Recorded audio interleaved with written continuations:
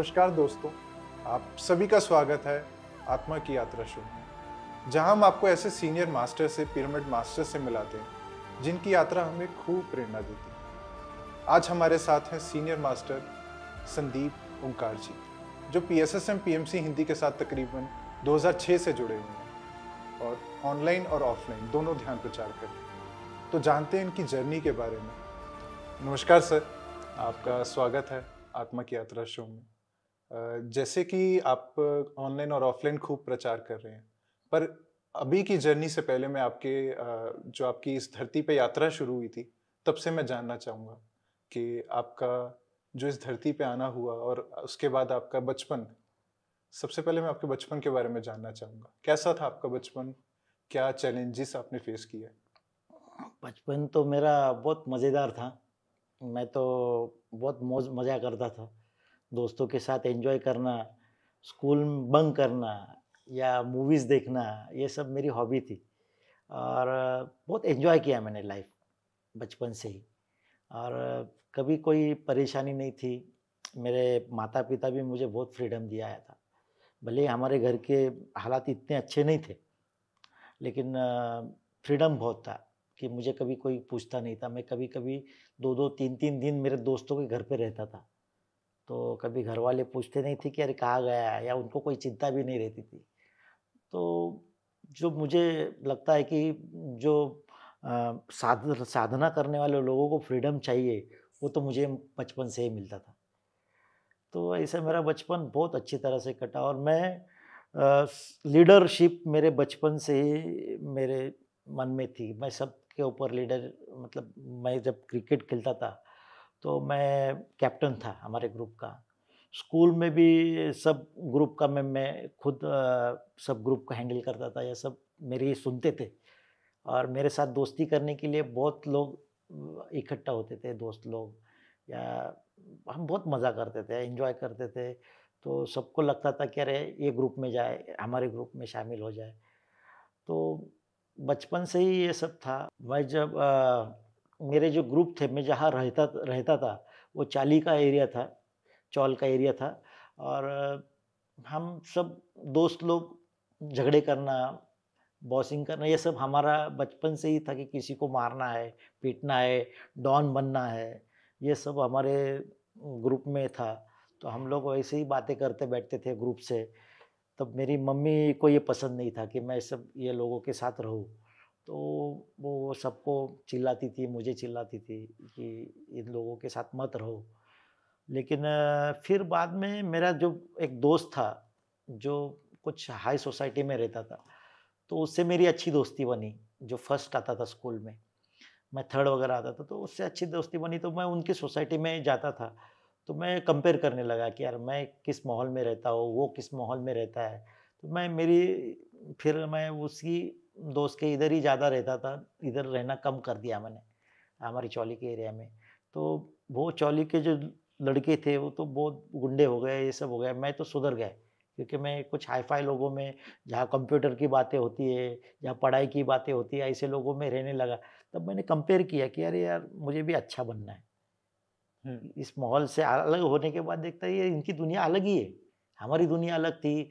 यहाँ तो लोग दारू की बातें करते थे या झगड़े की बातें करते थे, यहाँ तो सब पढ़ाई की बात कर रहे हैं, कोई कंप्यूटर की बात कर रहा है, कोई। तो मुझे अच्छा लगा यार, हमको भी कुछ सुधरना चाहिए। अभी मैं खुद को मैं 60 ऐसे परसेंट लाता था, लेकिन वहाँ मैं देखता था 95, 96, तो ऐसा लगता था यार, हम कब ऐसा अच्छा बनेंगे? तो मैं वो ग्रुप में शामिल हो गया। कुछ अच्छी चीज़ें मेरे को सीखने मिली, अच्छे दोस्त मिले। फिर उन्हीं के साथ मैं आगे की जर्नी शुरू हो गई मेरी बचपन की। तो ये सब ऐसे ही बचपन रहा मेरा। जी, तो जैसे आपने बताया कि आपके परिवार में या साधना बहुत रहती थी, स्पिरिचुअलिटी थी। हाँ। सो आपका उस वक़्त कैसा सफ़र था? क्या आप स्पिरिचुअलिटी को फ़ॉलो करते थे? इतना ज़्यादा नहीं था, क्योंकि मेरी मम्मी ब भजन गाती थी। और आलंदी पंढरपुर की वो वारी करती थी, जो हमारे यहाँ हर साल में रहती है। और विट्ठल की भक्त थी वो।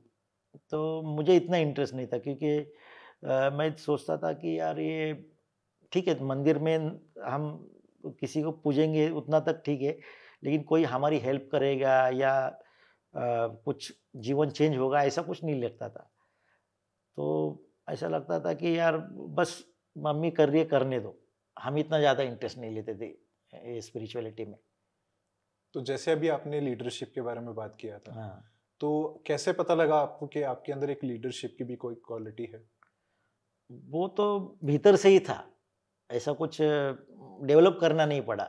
वो शायद भीतर से ही था कि नहीं, मुझे कुछ अलग, सबसे अलग होना है यार, उस जिस जो सामने वाला कर रहा है उससे बेटर मैं कैसे करूँगा, ये था। लेकिन पढ़ाई में इतना नहीं था। बाकी सब खेल-कूद में या कुछ अलग करना हो तो उसमें ये मेरा ये क्वालिटी था वो मुझ में। जी। तो एक आपने फ्रेंड्स का ज़िक्र किया था। हाँ, तो एक संगत जो होती है बहुत रोल प्ले करती है एक यस, आपके आध्यात्मिक सफ़र में भी। Yes, yes, yes. तो एक उस वक़्त आपका माइंडसेट कैसा था कि आपका एक संगत कैसी होनी चाहिए? मेरा जो दोस्त था वो मुस्लिम था, जैसा जिसका नाम था दस्तगीर शेख, जो स्कूल में फर्स्ट आता था।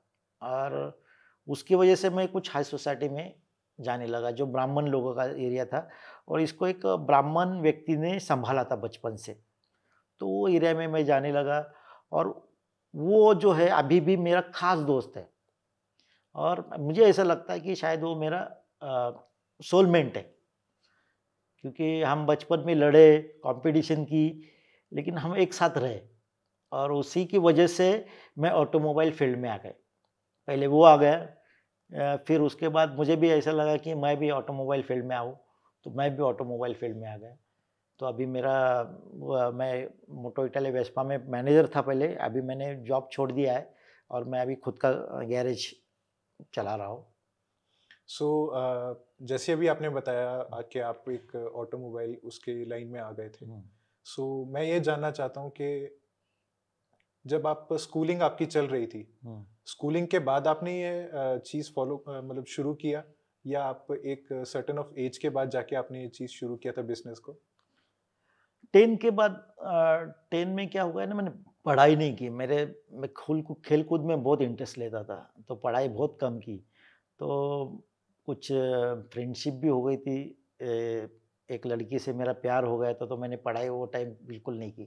तो मेरे 2 सब्जेक्ट रह गए थे, तो मैंने सोचा कि नहीं यार, मुझे अभी कुछ पैसे कमाने के बारे में भी सोचना है, क्योंकि घर वालों को सपोर्ट देना है, क्योंकि पढ़ाई में तो मैं ज़्यादा ये नहीं, आगे नहीं बढ़ सकता। तो कुछ फैमिली में थोड़ा-सा पैसे का थोड़ी-सी प्रॉब्लम ही थी। मम्मी भी बेकरी थी हमारी छोटी-सी, मम्मी कर रही थी, और मेरे डैड भी कुछ ख़ास पैसे कमाते नहीं थे।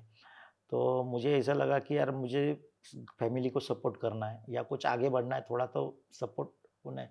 भीतर से तो इतना कुछ बड़ा बनना है ऐसा कुछ नहीं था, लेकिन पैसा कमाना है ये दिमाग में था।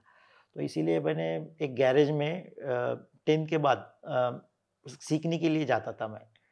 और जब मैंने 10 का जो सब्जेक्ट रहता वो दे कंप्लीट किए, तो मैंने नाइट कॉलेज में एडमिशन लिया, और 12 तक कॉमर्स साइड पढ़ के मैं एक गैरेज को ही कंटिन्यू किया। फिर मैंने 12 के बाद खुद का गैरेज शुरू किया, और वहाँ से मेरा पैसे कमाना, या मेरे को खाने की बहुत शौक थे। हम मेरा जो ग्रुप था, वो सब दोस्त लोग ये सब हम खाने के बहुत शौकीन थे। तो दूर-दूर खाना खाने के लिए जाना, तब मैं नॉन-वेज भी खाता था। चिकन वगैरह तो ये सब खाने के लिए हम दूर-दूर जाते थे, लोनावला या सिंहगढ़ के पास। हफ्ते में 2-2 3-3 बार हम सब ग्रुप इकट्ठा होके खाना खाने के लिए जाते थे। बहुत मज़ा करते थे हम। लेकिन हम ड्रिंक वगैरह नहीं करते थे, या सिगरेट वगैरह ऐसा कोई हमारे ग्रुप में कोई नहीं करता था पहले से ही। तो अच्छा लगता था दोस्तों के साथ, और अलग-अलग जगह के दोस्त थे मेरे, जैसे कुछ दिल्ली के थे, कोई बॉम्बे के थे, क्योंकि वो स्टूडेंट थे, यहाँ पढ़ाई के लिए आते थे, हॉस्टल के थे, तो उनकी गाड़ी यामाहा या मोटरसाइकिल जिनकी, वो मेरे पास रिपेयर के लिए आती थी। तो वो सब मेरे गैरेज पे इकट्ठा होते थे, तो हम बहुत एन्जॉय करते थे। ऐसे मेरी जर्नी बहुत बचपन की, या ये कॉलेज की या स्कूल की जर्नी, या बहुत अच्छी रही। जी। तो जैसे भी आपने बताया कि आपको खान-पीन का बहुत शौक था। हाँ। सो उस वक़्त आप वेजिटेरियन थे या वेजिटेरियन बाद में हुए? वेजिटेरियन के बारे में बोलना है तो बचपन में मैं थोड़ा-थोड़ा खाता था अंडे वगैरह। जब मैंने एक बचपन में जब मैं 4-5 साल का था, तो मेरे सामने एक बकरी को काटा गया था। तो उसके बाद मेरे मन में बहुत गुस्सा आ गया कि अरे क्यों मारा गया है? तो उसके बाद मैंने नॉनवेज खाना छोड़ दिया था। लेकिन जैसे ही मैं कॉलेज में आ गया तो थोड़े विचार चेंज हो गए थे 10 के बाद जो ब दोस्त लोग आ गए, तो मैं चिकन खाना ये सब खाना शुरू किया। चिकन ही खाता था वो टाइम, तो चिकन या अंडे खाना शुरू कर दिया, तो वो थोड़ा शुरू हो गया। तो उस टाइम मैं नॉनवेज खाता था। ओके। हुँ, तो नॉनवेज का आपने बताया, साथ ही आपने बताया था कि आप जो आपकी संगत अब आप करने लगे थे, हुँ। न्यू अपने फ्रेंड्स जो बनाए थे, उसके अंदर ड्रिंकिंग और अल्कोहल या आपका ड्रग्स कुछ भी नहीं, ऐसा नहीं था। हाँ, आपने वो चीज़ का एक परिवर्तन देखा था, हाँ। जो चौल में था, वो यहाँ पर अब या नहीं था। नहीं था। तो आप शुरू से जो देखते आ रहे थे, हुँ, अब आपका सिचुएशन चेंज हो चुका था। तो हुँ। आपने कैसे उस चीज़ को बैलेंस किया? कैसे सर्वाइव किया उस चीज़ को? नहीं, मैं बचपन से देखा था कि दारू पीने के बाद चौल में देखता था कि वो आदमी जो अपने बीवी बच्चों का ख़्याल नहीं रख रहा है या गालियाँ दे रहा है सबको, तो उसका तमाशा देखते थे हम। तो ऐसा लगता था यार ये पागल है, क्यों ये लोग ड्रिंक कर रहे हैं या बर्बाद हो रहे हैं। तो ऐसा लगता था मैं कभी नहीं करूँगा या किसी को करने भी नहीं दूँगा। तो मेरा जो था बॉसिंग जैसा, तो मैं किसी को भी रोकता था, ये नहीं करना है। तो मेरे डर से बहुत लोग दोस्त की करने वाले भी रह गए तो मेरे सामने नहीं करते थे। तो वो मैंने देखा कि धीरे-धीरे कुछ लोग चेंज भी हो गए, ये करना बंद कर दिया। तो परिवर्तन देखा मैं दोस्तों में भी देखा, मुझ में भी देखा कि धीरे-धीरे लोग भी चेंज हो गए, ड्रिंक प पीना या करना बंद हो गए। जो कुछ लोग जो पहले करते थे, फिर हमारे ग्रुप में आने के बाद उन्होंने पीना बंद कर दिया, क्योंकि हमारा खाने की आदत थी हमको। तो सब अच्छे दोस्त रहे थे हम, एक-दूसरे का ख़्याल रखते थे, मज़ा आता था। ओके। जैसे अभी आपने बताया था सर कि आप जब एक स्कूलिंग आपने फिनिश किया था, हुँ, उस वक़्त आप एक ऑटोमोबाइल का बिज़नेस आपने शुरू किया। हाँ। सो उस बिज़नेस को आपने कब तक कैरी किया और उसके बाद क्या अभी भी वही आप उस चीज़ को कंटिन्यू में हैं? अभी कंटिन्यू कर रहा हूँ मैं। मैं बाद में एक मोटो इटालिया बोल के एक वेस्पा का शोरूम है, वहाँ पे वर्क्स मैनेजर बोल के जॉब लग गया मुझे उसके वर्कशॉप में, जो मेरे दोस्त का ही था। तो वो तो मेरी बहुत प्यारी जर्नी रही, मतलब बहुत लोगों से दोस्ती हो गई मेरी, बहुत कस्टमर लोगों से अच्छे-अच्छे लोगों से दोस्ती हो गई और बहुत एन्जॉय भी किया मैंने और बहुत सीखने को भी मिला कंपनी में और मैं अकेला था, जो मैनेजर रह के मेरी पढ़ाई कम थी, मैं तो 12th तक भी पढ़ा था। लेकिन जब मैं मीटिंग को जाता था कंपनी में, तो वहाँ सब इंजीनियर वगैरह थे और मैं अकेला था जो 12th तक पढ़ा था। लेकिन अ, मैं सबको भारी कर वो पढ़ता था वहाँ पे। जो मेरे क्वेश्चन या मेरा स्टडी था ऑटोमोबाइल का, वो बहुत अच्छा था। हम बहुत क्वेश्चन पूछते थे या सीखने की बहुत इच्छा थी। सो उस वक़्त सर आपका कोई कुछ आपने लाइफ़ का कोई ऐसा फ़ेज़ देखा था जहाँ पे आप एक आध्यात्मिक सफ़र के बारे में आपको कुछ पता लगा कि मुझे इस दिशा में जाना चाहिए? उस वक़्त मैं शिरडी जाता था, बालाजी जाता था। बालाजी भी कुछ एन्जॉय करने के लिए जाता था कि यार कुछ फ्रीडम मिलता है वहाँ रहने को अच्छा मिलता है। तो थोड़ी-थोड़ी ये थी श्रद्धा भी थी। मेरी शिरडी के साईं बाबा पे बहुत श्रद्धा थी, क्योंकि मैं उनको बहुत मानता था, क्योंकि उन्होंने कभी पैसे के पीछे दौड़े नहीं वो। हाँ, और सबका मालिक एक ही बोलते थे और उनमें कोई भेदभाव नहीं था। ये हिंदू, ये मुस्लिम। वैसे ही मेरे गैरेज में भी कोई क्रिश्चियन था, कोई मुस्लिम था, तो हम सब इकट्ठा रहते थे। ईद में हम मुस्लिम लोगों के घर पे जाते थे, सब दोस्तों के या सब मिल-जुल के, तो ऐसा कभी भेदभाव तो मेरे को मैं साईं बाबा से बहुत इम्प्रेस था और मुझे ऐसा लगता था कि यार मैं साईं बाबा के साथ क्यों नहीं था? वो टाइम मैं भी साईं बाबा के साथ रहता था, उनकी सेवा करता था, तो ये मेरा सपना था। सो जैसे अभी आपने बताया कि एक आपके अंदर कहीं न कहीं आध्यात्मिकता थी। हाँ, बचपन से। सो मैं ये जानना चाहूँगा कि आपका पीएसएसएम, पीएमसी हिंदी के साथ जुड़ना कैसे हुआ? मैं जब मेरा लड़का 3 साल का था जब, पहला लड़का है मुझे, लड़की बहुत बाद में हुई है। तो 3 साल का था तो उसे एक रात घर में कुछ गलत दिखा, कुछ डरावना दिखा, तो डर गया। तो मुझे बुलाया फ़ोन करके मेरी वाइफ़ ने, तो ऐसा-ऐसा हो गया। तो मैं बोला क्या हो गया है? वो बोला कुछ है जो मुझे डरा रहा है। तो फिर थोड़ी देर में बंद हो गया। तो मेरी मम्मी ने कुछ नींबू वींबू ये करके उसके ऊपर से वो डाल दिए। तो मुझे लगा, मैं तो इस बात पे विश्वास नहीं रखता था ये कुछ है। लेकिन जब मैं उसके साथ खेल रहा था बेड के ऊपर, 11-12 बज गए थे, तो उस टाइम पे वो मुझे बोला कि वो देखो वो वापस आ गए, और डरने लगा। तो मुझे भी लगा यार इसको कुछ दिख रहा है। तो मेरा भी डाउट ऐसा हो गया कि यार ये सही में कुछ तो है जो इसको दिख रहा है। तो मैं उसको समझा रहा था कि कुछ नहीं है, कुछ नहीं है। तो वैसे ही कुछ महीने गए ऐसे ही कि हमको लगने लगा कि यार वो बहुत रोज़-रोज़ रात में डरने लगा। फिर रात में उसके सर के ऊपर हाथ रख के मैं साईं बाबा का नाम लेते बैठा था कि साईं, साईं बोल के। तो साईं बाबा से यही क्वेश्चन पूछता था कि यार क्या ज़िंदगी है हमारी? कि इसको सब डरावना सब कुछ दिख रहा है। मैं जॉब को नहीं जाता था, अपना बिज़नेस नहीं करता था, वो घर पे ही इतना टेंशन बढ़ गया था कि किसी ने हमको बोला कि ये लिम्बू वाले बाबा के पास जाओ, इसका सॉल्यूशन मिलेगा, या इसके पास जाओ। ऐसा सब बहुत जगह पे मैंने पैसे खर्चा किए। तो मेरे सब दोस्तों को पता चल गया था कि अरे संदीप बहुत टेंशन में है, उसका टेंशन कैसे दूर हो जाए। सब लोग मेरे को कुछ ना कुछ तो एडवाइस देते थे। तो मेरा एक दोस्त था धनंजय कुलकर्णी। एक दिन उसके दोस्त ने उसको पत्री जी के एक प्रोग्राम में लेके गया था। तो उस प्रोग्राम में उसको बहुत अच्छा लगा। तो उसको लगा कि यार संदीप ने ऐसा, मेरे को उसने बताया कि तुम भी चलो। वो मेडिटेशन सिखाते हैं और इसमें से आपके प्रॉब्लम का सॉल्यूशन तो आपको मिल जाएगा। तो दूसरे दिन मैं चला गया, तब पत्री जी नहीं थे, लेकिन उनके जो सेंटर था मार्केट यार्ड के पास, महावीर सेंटर, जो आंध्रा के लोगों ने चलाया था। और उनको तो मराठी, हिंदी आता नहीं था, लेकिन पूरी उनकी भाषा है इंग्लिश आता था। तो मेरा इंग्लिश इतना अच्छा नहीं था, लेकिन मेरे को मेडिटेशन में बिठा दिया उन्होंने। फर्स्ट डे ही मैं 1 घंटा मेडिटेशन किया, जब मुझे मेडिटेशन के बारे में कुछ भी पता नहीं था। और मैं पहले सोचता था कि 1-2 मिनट बैठ गए बस हो गए, या ये मेडिटेशन कोई हिमालय के लोग करेंगे, ऐसा ही था। और माहौल भी ऐसा था कि मेडिटेशन के बारे में इतना प्रचार नहीं था वो टाइम। तो लेकिन 1 घंटा मुझे इतना शांति लगा यार, इतना 3 महीने से इतना सब स्ट्रेस, इतना सब टेंशन, ऐसा लगता था कि घर में श्मशान है, ये भूतों का सब राज है, ऐसा घर में लगता था। और ऐसा तो मैं बाबा बाबा को भी पूछता था, यार मुझे ऐसा कुछ दिखाओ कि मेरे देख लिए अभी मौत का भी डर नहीं है मुझे, अभी एक साथ हम मर गए तो भी कोई टेंशन नहीं रहेगा, लेकिन इससे बाहर निकालो हमें, कुछ सत्य दिखाओ कि क्या सत्य है, क्या यही ज़िंदगी है कि डरते रहो, कुछ दिख रहा नहीं है, बच्चा रो रहा है उसको दिख रहा है, हमको कुछ नहीं दिख रहा और डर के जीना है। और हम तो मजबूर थे। लेकिन वहाँ आने के बाद इतनी शांति मिली एक मेडिटेशन में। एक तो उन्होंने, एक रमेश, उमा महेश और विजय जी वहाँ पे जो हमें सिखाने वाले थे, तो उन्होंने बताया कि आपको 41 डेज़ मेडिटेशन करना है डेली, तो आपके प्रॉब्लम का सॉल्यूशन आपको मिल जाएगा सब कुछ। तो मैं उनको पूछा कि मेरे घर में जो भी चल रहा है वो मुझे पता चलेगा? तो बोले हाँ, सब कुछ पता चलेगा। तो मैं सीरियसली मेडिटेशन शुरू किया और बहुत डीप में चला जाता था। कभी-कभी 1 घंटा, कभी-कभी 2 घंटा पता ही नहीं चलता था, और बहुत डीप।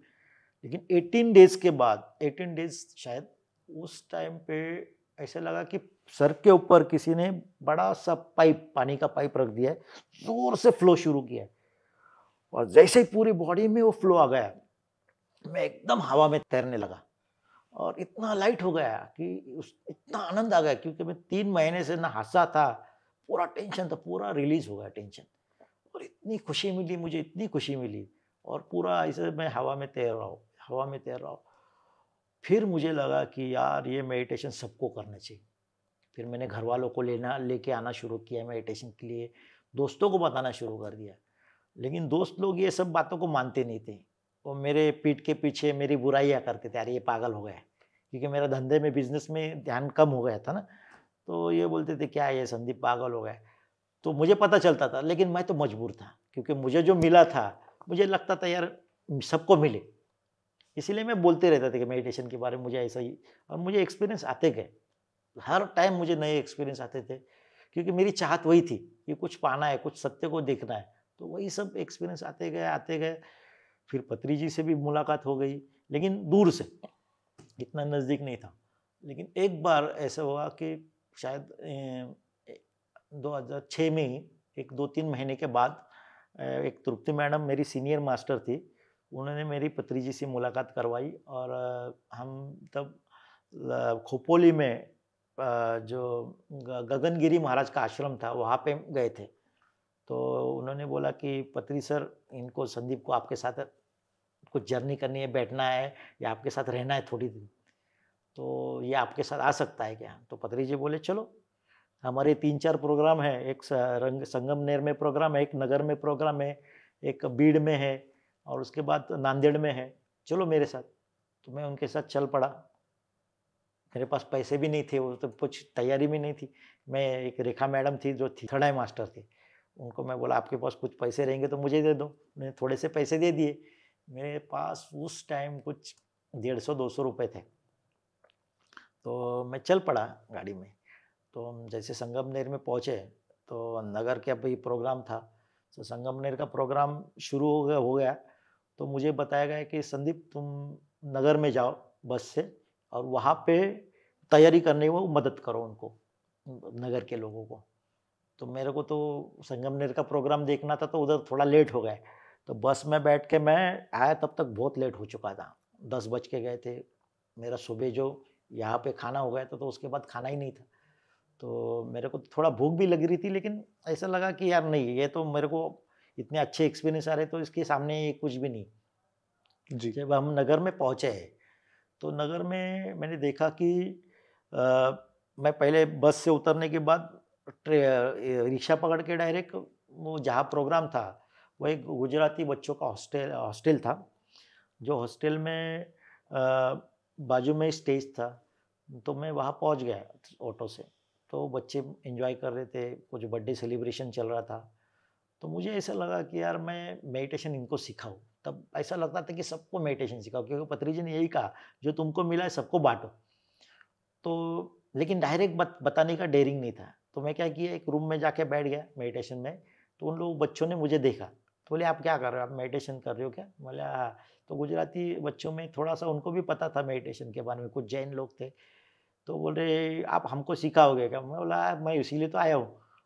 अभी कल तो बड़ा प्रोग्राम है, आप उस प्रोग्राम में तो आ जाओ, हमारे गुरुजी आने वाले हैं। आज मैं तो आपको सिखाता हूँ कैसे करना है। तो मैंने उनको बिठाया मेडिटेशन में, उनको भी बहुत अच्छा लगा। तो उन्होंने मुझे वो बर्थडे सेलिब्रेशन हो गया उनका तो केक खिलाया। फिर उसके बाद वो हमें स्टेशन वो जो बस स्टैंड था वहाँ लेके गए और फिर उन्होंने वहाँ पे हमने कुछ वड़ा पाव वगैरह खाया। तो मैं देखा यार मेरा पेट का भी ये जब प्रोग्राम में मैं शामिल हूँ तो मेरी पेट की भी व्यवस्था हो रही ऑटोमेटिकली। तो ये जब हम काम में होता है मैंने बहुत बार देखा कि कुछ नेचर से हमको हेल्प होती है। हमको लगता है यार कैसे होगा, बहुत प्रॉब्लम लगती है कि यार आगे कैसे होगा, लेकिन नेचर हमको हेल्प करता है। ये मैंने उस टाइम एक्सपीरियंस लिया है। फिर पत्री सर के साथ नगर का प्रोग्राम हो गया, फिर हम आगे निकल गए बीड़ के लिए। तो उस टाइम मेरे मन में था कि यार पत्री सर को मैं कुछ तो खाना खिलाऊँगा। लेकिन मैं सोचा यार मेरे पॉकेट में तो 150 रुपए, पौने 200 रुपए है, उसमें मैं कैसे खिलाऊँगा? अभी वो टाइम इतना महँगा भी नहीं था, लेकिन खाने का तो कम से कम 500-600 रुपए तो होता था, तो मेरे पास पैसे नहीं है। ऐसा मैं सोच ही रहा था, तो पत्रीजन ने मेरा मन पढ़ लिया और बोले, "ओंकार, हम दही वड़ा खाएँगे। हम 4 लोग हैं, तेरे पैसे में हो जाएगा सब।" तो मैं एकदम ये हो गया, अरे! ये मन की बात पढ़ रहे हैं। तो मैं एकदम ये हो गया कि अरे! ये क्या? तो फिर हम एक जगह पे रुके, जो वेजिटेरियन होटल था, वहाँ पे वड़ा खा लिए। फिर बाद में बोले, "नहीं, अभी मत दो पैसे।" रहने दो, थोड़े से पैसे हैं तो क्यों खर्चा कर रहे हो? तो दूसरे को ले करने को लगाया। फिर हम वहाँ से आगे गए, तो एक जगह पे पेट्रोल के लिए, डीज़ल के लिए गाड़ी रुकाई। तो मेरे मन में था कि यार पत्री जी जब भी पूना में आते हैं, बॉम्बे में आते हैं या सोलापुर में आते हैं, तो वहाँ के लोग उनकी गाड़ी में पेट्रोल डालते हैं। तो अभी मैं इनके साथ हूँ, तो हमारा कर्तव्य है कि गाड़ी में पेट्रोल या डीज़ल डालना। तो मैं सोच रहा था यार मेरे पास पैसे भी नहीं है या पूना के ग्रुप ने मुझे पैसे भी नहीं दिए कि इसमें डीज़ल डालूँ। भतीजे ने देखा, "यार तू क्यों सोच रहा है?" डायरेक्ट ऐसे बोले मुझे, "तू क्यों सोच रहा है?" वो एक रेड्डी सर थे, उनको बोले, "तुम पैसे दे दो और डीज़ल भर दो।" तो मेरे को लेके वो बैठ गए फिर। फिर हम आगे गए। नांदेड़ में जब पहुँचे, तो नांदेड़ में ऐसे बहुत प्यारा-सा बंगला था, जो पूरा गार्डन था बाहर, जो जिन्होंने वो प्रोग्राम अरेंज किया था, तो उनका बंगला था। बंगला सिंपल था, लेकिन बाहर तो पूरा गार्डन था, बहुत बड़ी जगह थी। तो वो ऐसे बेड पे सोए हुए थे और बाकी लोग उनको कुछ क्वेश्चन पूछ रहे थे। तो मेरे मन में आया यार मैं साईं भक्त हूँ और मेरी इच्छा थी कि साईं बाबा के टाइम मैं क्यों नहीं था, जो साईं बाबा की सेवा करता था या उनके पैर दबाता। तो उसके पहले एक बार सोलापुर में प्रोग्राम हुआ था, तो मैंने देखा था कि पत्री जी ने ऐसे एक स्टूल के ऊपर पैर रखा है, कुर्सी पे बैठे, और एक आदमी जिसका वजन 100 के ऊपर रहेगा, वो आदमी पैरों के ऊपर खड़ा है। तो मैं ऐसे दरवाजे से झाँक के देखता, अरे इनका पैर टूटता कैसे नहीं, इतना बड़ा वजन कैसे ये कर रहे हैं। तो मेरे मन में उसी वक़्त आया कि मैं क्यों नहीं इनके पैर दबाने का मुझे मौका मिले, आज मैं अकेला हूँ। तो इतने में उन्होंने बुला लिया, ओंकार पैर दबाओ, तुम्हारी सेवा करने की इच्छा है ना, पैर दबाओ। तो मैंने पैर दबाना शुरू, अरे वाह! मैं बोला यार ये सब मन की बातें पढ़ रहे, लेकिन तब मैंने सोचा कि यार मन में कोई बुरा विचार ना आए। तो मैं पूरा अवेयरनेस के साथ उनके पैर दबा रहा हूँ। फिर वहाँ से मुझे फिर उन्होंने बस में बिठा के, वो प्रोग्राम होने के बाद बस में बिठा के रिटर्न, वो टाइम मैंने फर्स्ट स्टेज के ऊपर उन्होंने मुझे बुलाया, फर्स्ट एक्सपीरियंस शेयरिंग किया। तब मुझे स्टेज के ऊपर आने की आदत बिल्कुल नहीं थी। तो फर्स्ट एक्सपीरियंस शेयर किया मैंने, मेरे कुछ, फिर मैं रिटर्न पुणे आ गया। मुझे नेक्स्ट पत्री जी के साथ जर्नी जो हुआ मेरा, एक सोलापुर के जर्नी था, जो पूना से सोलापुर जाना था, और साई कुमार रेड्डी का और पत्री सर का फर्स्ट क्लास में टिकट बुक किया था। तो साई कुमार रेड्डी नहीं आने वाले थे, उनका कैंसिल हुआ था, तो उनकी टिकट के ऊपर मुझे जाना पड़ा। लेकिन उम्र का तो पता चलता था, तो हम बैठ गए ट्रेन में।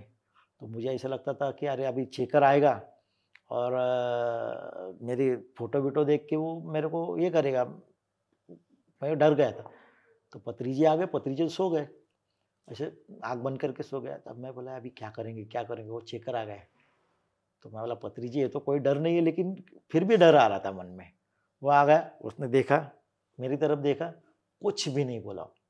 पत्री सर के पास देखा, कुछ भी नहीं बोला और चला गया। तो मैं बोला यार ये चमत्कार है, क्योंकि वो उनका फ़ोटो अलग रहे या उनकी उम्र अलग है, मेरी उम्र अलग है, तो उन्होंने तो पकड़ना चाहिए था इसमें कुछ, लेकिन उसने कुछ भी नहीं बोला। फिर हम सोलापुर में गए, सोलापुर में भी बहुत अच्छी जर्नी प्रोग्राम रहा, तो मज़ा आ गया। तो और बहुत बार हुआ, जैसे बेलगाँव में भी पत्री सर के साथ था, 3-3 4-4 प्रोग्राम करते थे पत्री जी एक दिन में, और बिल्कुल थकते नहीं थे। और सीढ़ियों से भागते दौड़ चलते चले आते थे। लेकिन ऐसा होता था कि प्रोग्राम होने के बाद थोड़े थकते थे। तब मुझे पता चला कि यार ये एनर्जी शायद वो सबको शेक हैंड कर रहे हैं, तो उनकी एनर्जी सबको पास कर रहे हैं, इसके लिए वो थकते हैं। तो मैं ये भी सोचता था कि ये क्यों लोगों से मिल रहे। दूसरे गुरुओं को मैंने देखा था कि वो कभी किसी को शेक हैंड नहीं करते या टच भी नहीं करने देते, नज़दीक भी आने नहीं देते। लेकिन पत्री जी सबको मिलते हैं, और ऐसा नहीं कि बड़े लोगों से मिलते, गरीब लोगों से भी मिलते, सीधे-साधे लोगों से। इसीलिए मेरे लिए तो वो हीरो बन गए थे। आपका सर जो भी आपने जितने भी अनुभव हमारे साथ शेयर किए बहुत ही अद्भुत रहे। सो मैं एक आपकी इसी जर्नी को थोड़ा पीछे ले जाना चाहूँगा, हुँ, जहाँ पे आपने बताया कि आपकी शुरुआत हुई थी जब आपके बच्चे की तबीयत का था। एक वो था कि उसको कोई ना कोई एक आत्मा हाँ, दिखती है, तो आपके मन में होता था कि ये ठीक हो जाए, हुँ, और उसके लिए आप एक दर-दर पे जाया करते थे कि हाँ, बस ये ठीक हो जाए, कोई किसी के पास भी आपको जाना पड़े आप जाते थे। हाँ, तो उसी के ज़रिए आप एक पीएसएसएम में समझ आए। जोड़ी हाँ, सो मैं ये जानना चाहूँगा कि अभी उसका हल आपको मिला? यस। उसके बाद मैं क्या करता था, मेरे बच्चे को भी मेडिटेशन में बिठाना शुरू कर दिया मैंने।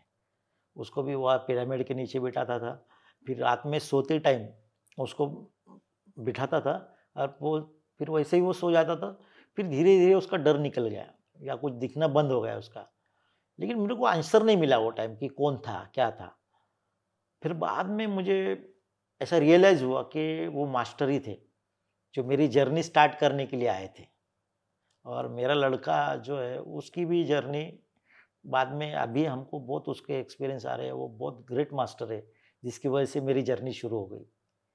तो वो सब, वो टाइम कम हो गया फिर उसके बारे में सोचना हमने बंद कर दिया। जैसे अभी आपने बताया कि उनको बहुत सारे अनुभव हुए। हुँ। सो उनका कोई एक अनुभव हमारे साथ आप शेयर कर सकते हैं जिसने आपको भी आश्चर्यचकित किया हो? वो तो मेडिटेशन थोड़ा कम करता था, इतना ज़्यादा नहीं था जितना मैं करता था। तो वो लेकिन उसको विज़न बहुत आते थे बचपन से ही, उसको बहुत कुछ पता चलता था। एक बार उसको हमने पिनियन ग्लैंड एक्टिवेशन का एक क्लास लगाया, जिसमें आँख बंद करके पढ़ सकता है, उसका वो क्लास हो गया है। उसके बाद उसको विज़न आना शुरू हो गए और उसको अगर वो दादा को फ़ोन कर रहा है पूना से कोल्हापुर में, तो दादा के घर में का सब कुछ दिख रहा है, आजू-बाजू का, यहाँ बैठ के। फिर मैंने उसको बोला यार तेरे को ये सब दिख रहा है, तो मेरे दोस्त के घर पे कुछ दिख रहा है क्या? दोस्त को मैं फ़ोन करता था, फिर उसको देता था, तो वो बोल रहा था उसके घर में सब कुछ वो बताता था कि इसमें ये इधर बैठा है, उधर बैठा है। तो उसको वो सब दिखता था और वो बताता था कि इसमें ऐसा है। मेरा जो मालिक था, जिसके पास मैं जॉब को लगा, वो भी उसको मैंने बताया था कि उसको ऐसे एक्सपीरियंस आ रहे हैं, तो वो बोल रहा है यार मेरे घर में देखो। तो उसने घर से फ़ोन किया तो मैंने उसको टेरेस पे लेके गया और उसको बताया कि इसके घर में ज़रा देख उस तो उसने बताया कि यार इसके घर में बहुत पावर है, बहुत शक्ति है और वो शिव का मंदिर है यहाँ पे, जो वो शिव की पूजा करते हैं और यहाँ पे यज्ञ बहुत किए हैं इन लोगों ने, तो एक एनर्जी बहुत ज़्यादा डेवलप हुई है। तो वो इतनी कम उम्र में ही उसको एडवाइस दे रहा है। जैसे कोई पंडित या बड़ा आदमी बताता है ना कि बाबा तुमको जो भी ये करना है, फैसला लेना है कोई बड़ा, तो घर में आके लो क्योंकि घर में एनर्जी ज़्यादा है। बाहर मत लो, जो भी या मीटिंग कुछ करना है तो घर में लो क्योंकि घर में एनर्जी ज़्यादा है। वो उसको बताने लगा। मैं बोला यार इसको इतना कुछ मालूम भी नहीं है इस बारे में। तो ये फिर मेरे को थोड़ा-सा लगा कि यार इसका बचपन तो नहीं खो रहा है इसमें। ये मैच्योर्ड लग रहा है एकदम इतने छोटे उम्र में ये सब बात बता रहा है। और वो बता रहा था कि उसके घर के बाहर दीवारों पे आँखें, उसको आँखें दिखाई दे रही कि कोई नेगेटिव शक्ति घर पे अंदर नहीं जाने दे रही। वो जो सब उधर घर पे वो सुबह पूजा-बीजा ये सब करके, तो मुझे पता चला कि यार ये पूजा या ये सब चीज़ों का इफ़ेक्ट घर में होता है। नहीं तो उसके पहले मैं ये सब मंत्र, स्तोत्र इसको नहीं मानता था। तब मुझे ये सब पता चला। बहुत ही अद्भुत अनुभव था सर। जैसे कि आपने पत्री जी के बारे में बताया था, पत्री जी अक्सर कहा करते थे कि ध्यान ही हर दुख तकलीफ यस, का निवारण है। Yes, yes. सो आपने पत्री जी के साथ भी एक अनुभव और शेयर किया कि जब आप एक उनके साथ नंदेड़ गए, हुँ, उसके साथ आपने शोलापुर भी यस। देखा। सो मैं जानना चाहूँगा कि जब आप उनके साथ आपका सफ़र शुरू हुआ था, हुँ, जब आप नंदेड़ गए थे, उससे पहले आपके मन में डाउट था, हुँ, पर जब आप वापसी आए, हुँ। तो उस वक़्त आपका भाव क्या था उनके प्रति? मैं तो बहुत उनके ऊपर फ़िदा हो गया था क्योंकि एक तो मन की बात है और दूसरा कहीं भी पैसे की लालच नहीं है या कुछ खाने की है, कुछ भी उनको ये नहीं है, जो मिला एक्सेप्टेंस में रहते थे। और दूसरे से बात करते टाइम भी क्लियर कट बोलते थे वो किसको दे ये बड़ा है मतलब जो उनको बोलना है वो साफ बोलते थे, हम कहीं मन में रख रहा है ऐसे कुछ नहीं।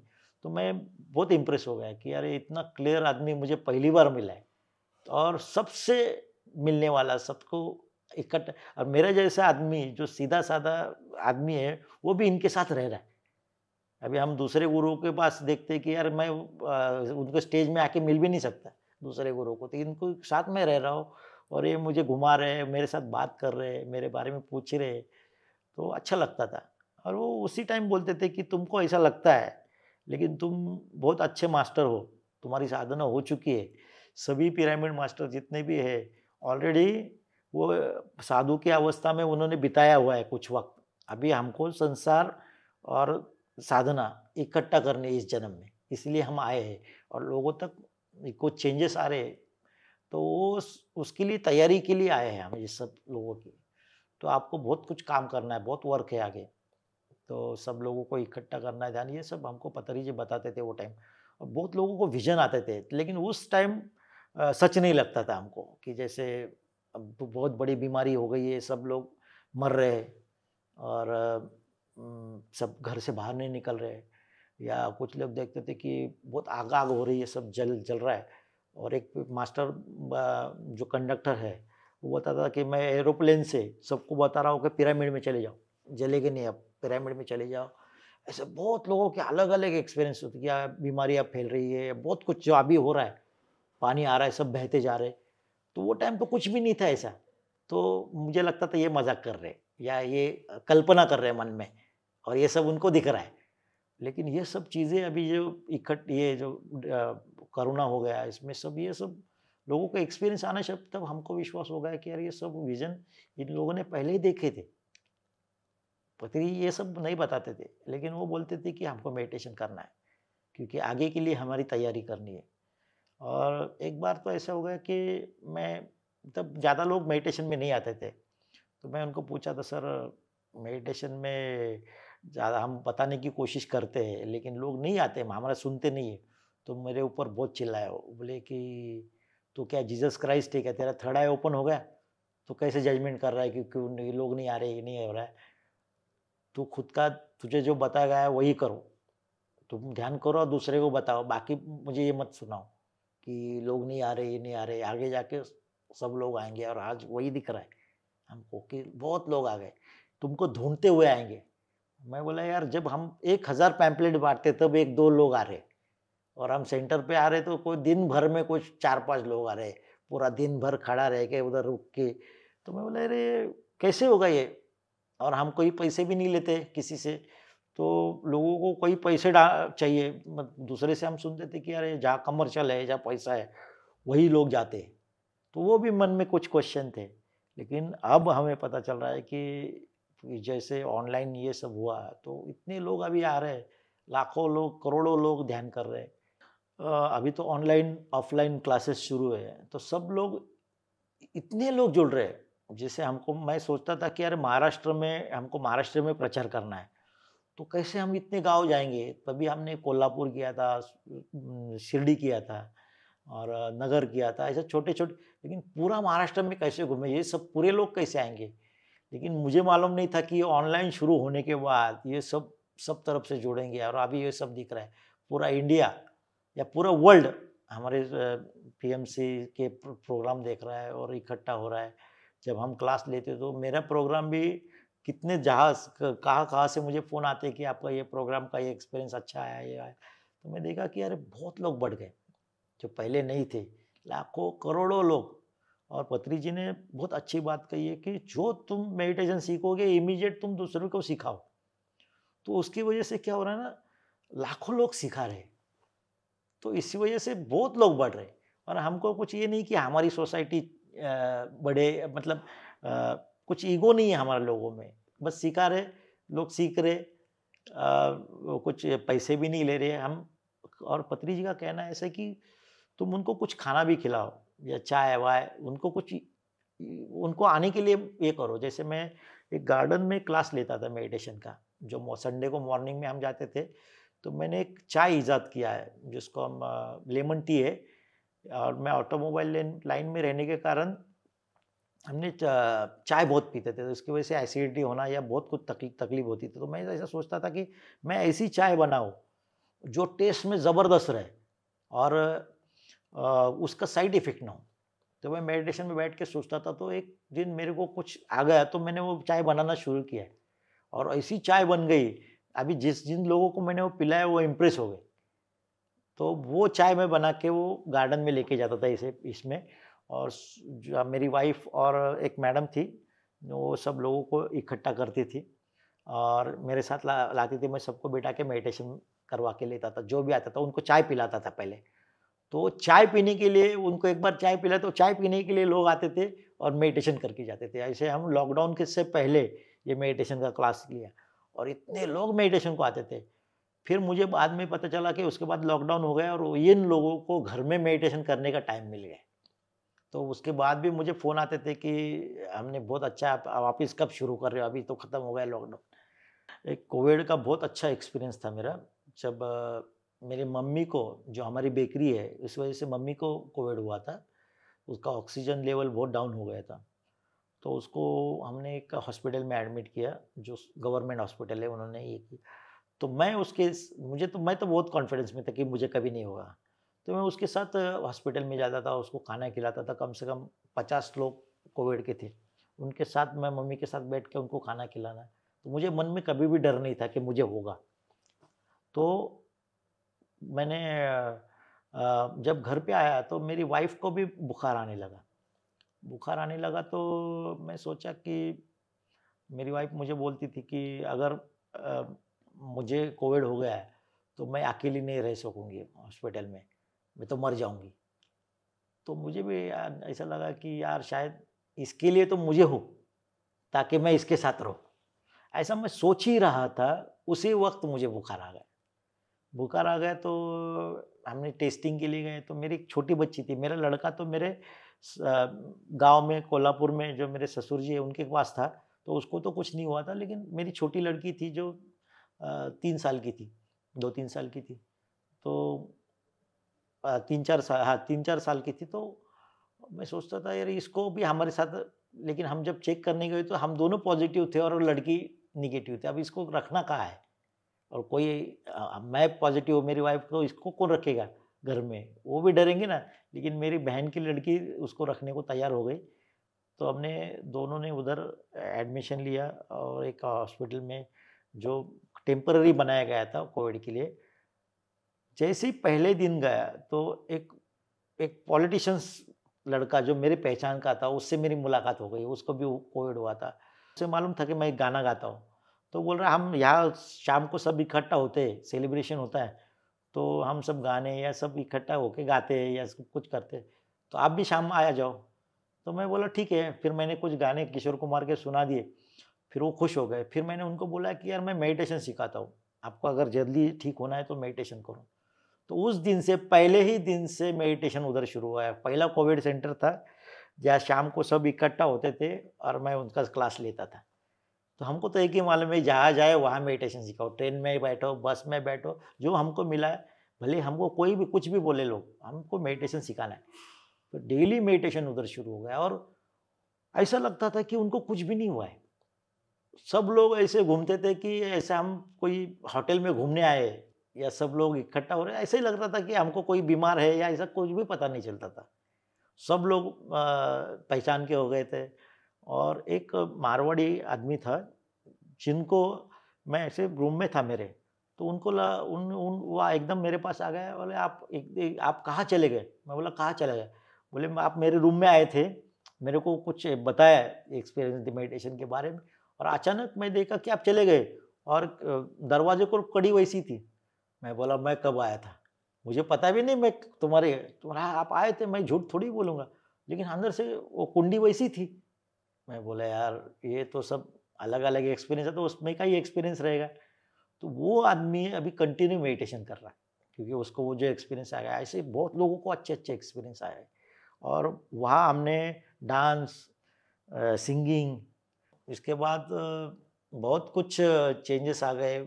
बाकी लोग भी उधर आने लगे, वो जो डॉक्टर विक्टर थे वो भी इम्प्रेस हो गए, यार ये बहुत अच्छी बात है। तो ऐसा हमारा कोविड का एक्सपीरियंस था। बहुत अद्भुत आपका कह सकते हैं सफ़र अभी तक रहा है। बट मैं आपसे यह जानना चाहूँगा, आपने बीच में बताया कि आपकी वाइफ़ को जब कोरोना का ये सब हुआ, हुँ। तो आपने मतलब यह एक दुआ करी कि मुझे भी हो जाए, उन्हीं हाँ, के साथ। यस, सो इसी के साथ मैं जानना चाहता हूँ कि उस वक़्त एक पत्री जी अक्सर कहा करते हैं कि मृत्यु भी एक सेलिब्रेशन है। यस, यस, तो यस। उस वक़्त आपके मन में कोई भय नहीं था मृत्यु के रिगार्डिंग? नहीं, कुछ भी नहीं था। ऐसा कुछ मन में भी आता नहीं था कि कुछ मरेंगे या कुछ। हम देखते थे कोविड में इतने लोग, लेकिन जैसे हमने मेडिटेशन शुरू किया ना, मौत के बारे में डर नहीं रहा मन में अभी, कुछ भी नहीं रहा। क्योंकि हम यहाँ आते हैं, कुछ दिन सेलिब्रेशन या एक्सपीरियंस लेते हैं, सीखते हैं और जाते हैं। और अगर मुझे जाना है तो मैं कौन होता है रोकने वाला? ये सब हमको पता है। और मुझे ऐसा नहीं लगा कि मुझे तो ऐसा लगा कि यार मुझे और काम करना है, तो मैं क्यों जाऊँगा? तो कह सकते हैं आप अपने मृत्यु के भय पे एक जीत पा चुके थे। Yes, yes, yes. तो इसी को आगे बढ़ाते हुए मैं जानना चाहूँगा कि अभी आप यह भी कह सकते हैं कि आप एक आध्यात्मिक सफ़र में आपकी उन्नति बहुत जल्दी हुई। हुँ, आपको 18वें दिन ही एक कह सकते हैं अनुभव हुआ था, हाँ। जिसमें आप कह रहे थे कि आपको एक पाइप आया, देन उसके बाद तो एक वाटर फ्लो आपने देखा आपके अंदर। सो मैं जानना चाहूँगा कि इतने लय में आप जुड़ चुके थे हुँ। आध्यात्मिकता में, तो आपके परिवार का आपके प्रति क्या रवैया रहा था? परिवार तो मेरे साथ ही था, जैसे मैं क्लास लेता था, क्योंकि मेरे क्लास के एक्सपीरियंस बहुत लोगों को आते थे। फर्स्ट मेडिटेशन में ही जैसे मेरी फूफू की लड़की है, जिसको फर्स्ट मेडिटेशन में ही उसके गुरु दिखे, और उसको उसका प्रॉब्लम जो था, उसके पति के साथ जमी नहीं, वो घर आ गई थी निकल के। फिर उनकी शादी टूट गई। तो पास्ट लाइफ में जो प्रॉब्लम था उनके गुरु ने बताया कि ये प्रॉब्लम था, इसकी वजह से तुम्हारी शादी ये नहीं चलेगी, आगे जाके डाइवोर्स होगा, ये सब उसके गुरु ने बताया। और भविष्य में जो होने वाला है, उसका घर या ऑफिस में जो काम कर रही है, वो सब उसको दिखाया था। तो वो मेडिटेशन में ही हुआ था। और ये ऐसे बहुत से एक्सपीरियंस आ गए। जैसे मेरा एक दोस्त है दस्तगीर, जिसको सांस का प्रॉब्लम शुरू हो गया था। बचपन से ही हम साथ में थे, तो अ, उसका ऐसा होता था कि सांस रुक जाती थी, गले में चोकअप हो जाता था और सांस रुक जाती थी। तो एक बार तो उसकी वाइफ ने एक पानी का बॉटल मुंह में रख दिया उसके, और दबाने के बाद वो सांस खुल गई। फिर दूसरी बार जब हुआ तो उसने डॉक्टर को दिखाया कि ये क्या हो रहा है। तो डॉक्टर ने कुछ गले के चेकअप वगैरह करवाए, लेकिन कुछ पता नहीं चला, क्योंकि रिपोर्ट तो सब नॉर्मल थे। लेकिन उसने फिर डॉक्टर ने बताया कि आप साइकोलॉजिस्ट को दिखाओ, ताकि कुछ वहाँ कुछ प्रॉब्लम है तो पता चलेगा। तो साइकोलॉजिस्ट को दिखाने के बाद उसने बताया कि आप मेडिटेशन शुरू करो, ऐसा तो कुछ दिख रहा नहीं है प्रॉब्लम, ये मेडिटेशन शुरू करो, शायद आपको कुछ पता चले। तो उसको याद आ गया कि संदीप मेडिटेशन लेता है, और उसने मुझे फ़ोन किया कि संदीप, मेरा तुझ पे तो विश्वास नहीं है, मैं तेरे को बचपन से जानता हूँ तेरे को, लेकिन तू मेडिटेशन सीखा था तो मुझे मेडिटेशन सीखा। बोला ठीक है। एक दिन मुझे उसको चांस मिल गया मेडिटेशन सिखाने का। हम एक जगह पे जॉगिंग के लिए जाते थे, वो जाता था तो मुझे लेके गया वो कार में हम गए। तो मैं देखा यार ये स्कूल में फर्स्ट आता है, तो उसको मेडिटेशन के डीप अवस्था में लेके जाना इतना आसान नहीं है। तो मैं बोला यार इसको अगर वो प्रॉब्लम सॉल्यूशन मिलना है अगर इस प्रॉब्लम का, तो उसको थोड़ा थकाएंगे ताकि उसका माइंड सो जाए। तो मैं बोला यार देख, बचपन से हम कंपटीशन में जिए, तो हम ये जो ग्राउंड है उसको दौड़ेंगे। अभी 40 के ऊपर उम्र हो गई, तेरा स्टैमिना कितना है मुझे देखना है। तो वो भी जोश में आ गए। तो हम 4 किलोमीटर दौड़े, फिर कार में बैठे और मैंने म्यूज़िक लगा दिया, मेडिटेशन में बैठ गया। 1 घंटे के बाद जब उठा तो मेरी तरफ ऐसे एकदम देख रहा है। मैं बोला यार कुछ इसको एक्सपीरियंस आया ऐसा लगा मुझे। तो मैं पूछा क्या हो गया? बोले ये सच है क्या? बोले क्या सच है? अरे यार मैंने क्लियर देखा कि मैं आकाश में उड़ रहा हूँ, पंछी अपना नीचे समुंदर देख रहा हूँ, पर्वत देख रहा हूँ। फिर मैं डर गया, अरे मैं बॉडी से बाहर आ गया, आकाश में तैरूं, मैं मर गया क्या? फिर देखा कि मैं गाड़ी से बाहर रुका हूँ और हम दोनों गाड़ी के अंदर बैठे हैं, हमारा शरीर। तो फिर डर गया, अभी मैं गाड़ी अंदर शरीर में हूँ और आज तेरे से बात कर रहा हूँ, ये क्या था? या मैं मर गया था कि वापस? तो उसको तो ये आउट ऑफ बॉडी एक्सपीरियंस का कुछ भी पता नहीं था। तो मैंने उसको बोला कि इसको एस्ट्रल ट्रैवल कहते हैं, तुम बॉडी से बाहर आ गए। ये मैं भी बहुत बार बॉडी से बाहर आ चुका हूँ, तो मुझे एक एक्सपीरियंस है, इसीलिए मैं आपको बता पा रहा हूँ कि ये बहुत बार होता है। ये एस्ट्रल ट्रैवल के बारे में तुझे बताना मुझे अभी थोड़ा मुश्किल पड़ेगा, लेकिन देख, अभी शरीर से बाहर रह के और वापस तू शरीर में आ गया है, तो जिंदा है कि नहीं?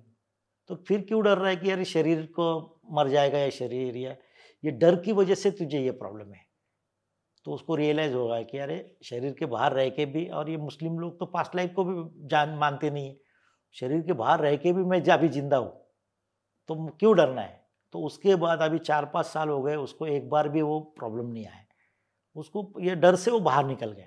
मतलब सभी प्रॉब्लम डर की वजह से, मैक्सिमम प्रॉब्लम अपने डर की वजह से, ये वहाँ मुझे पता चला। ऐसे बहुत से लोगों से, जो लोगों को एक्सपीरियंस आ गए, उनसे मुझे भी बहुत कुछ लेसन मिल गए, सीखने को मिला।